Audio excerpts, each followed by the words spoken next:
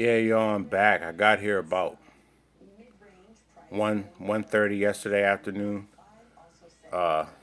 Pretty much drove all night. Found a business park, like an office building complex that was pretty well lit. And slept back there in my car for about 3 hours, neck and back all hurting. One thing I hate is when there's a traffic accident on like an interstate and people look to see what's going on and it slows traffic down even further. How many of you out there actually go out of your way to not look at a car accident to not slow down traffic? You just keep your eye focused on what's ahead of you. You don't turn and look. Very few people do that, I'm sure. I know I do it every single time. That ain't what this video is about. You see the title, Integrity. I was watching Lennon Honor's live cast last night, and he talked about having integrity. And I really try to have integrity too. I may smoke a lot of weed or did, but I was and made a bet football and didn't pay people. I might have I might have stole some kids marijuana when I was in college. I might have done some shit like that. But when it comes down to it, I got really three examples of when I showed pretty good integrity. Situation number one, I want an apartment off campus and I needed $600 for first and last month's rent. So I didn't have it. And I asked my father for it, and he didn't say, he kind of said no. So I was like, all right, I'll just make other arrangements. So I got a friend of mine named Ron to let me sleep on his floor, and I gave him $100 a month. He didn't want to take it, but I just made him take it.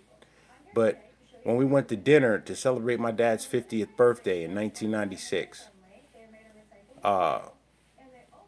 you know, as we're eating cake or whatever, he just comes over and gives me $600 cash. Just like here, like put it right in my face, like here you go.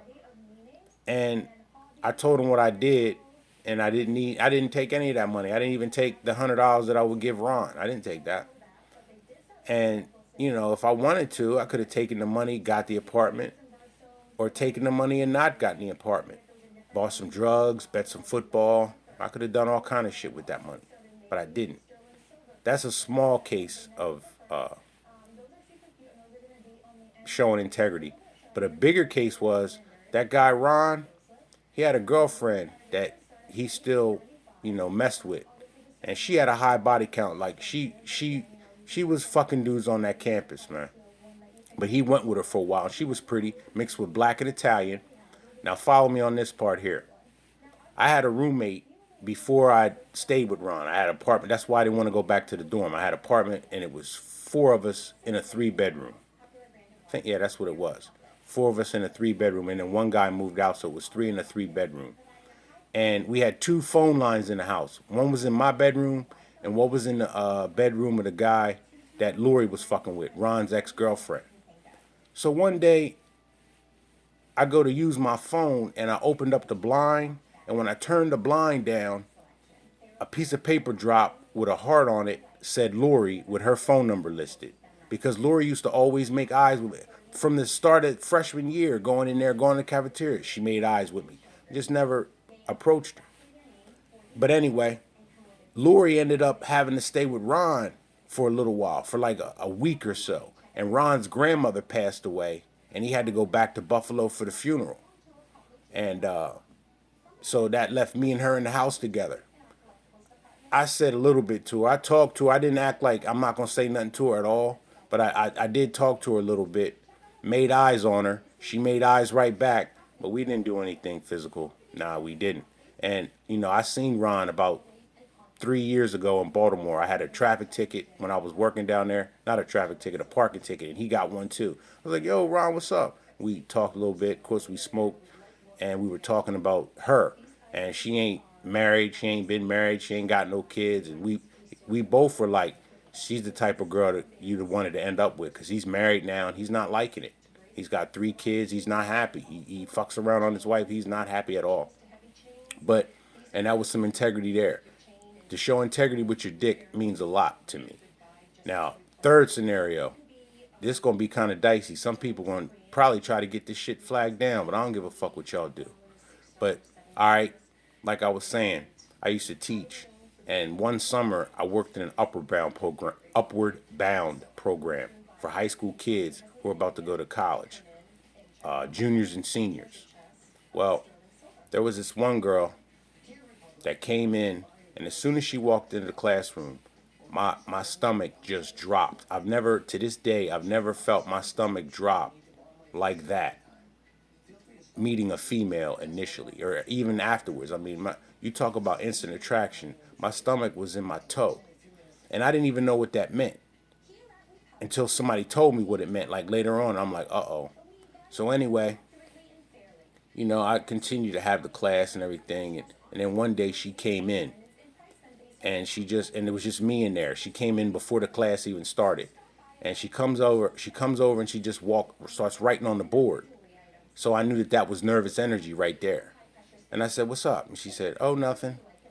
I just came over to talk to you. I just came to talk to you. That's all." And I said, "Uh-oh." I mean, I literally said, "Uh-oh," got up and walked out and just didn't come back into the classroom. So that was that was to me major showing of integrity. Now keep in mind, I'm in my late 30s at the time, like 37, maybe 38. Yeah, 30, I might know 39. And you got an attraction for a 16, 17-year-old girl. Hey, this is before I knew about prime fertile years for a girl. She was just about to come into it. And I just walked away like that. I just didn't, because I knew I was attracted to her. I knew it.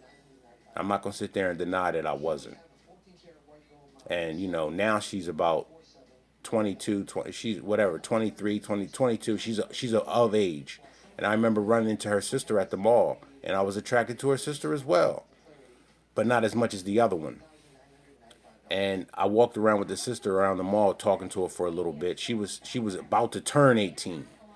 And, but when she said, "My sister's over in Macy's. I'm going to meet my sister over at Macy's." Well, you remember my sister? And I said, "Yeah, I remember her."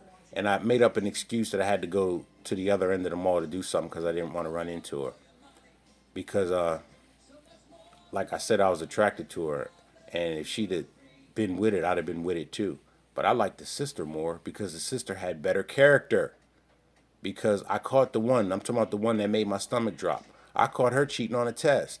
I mean, I basically told him how to cheat.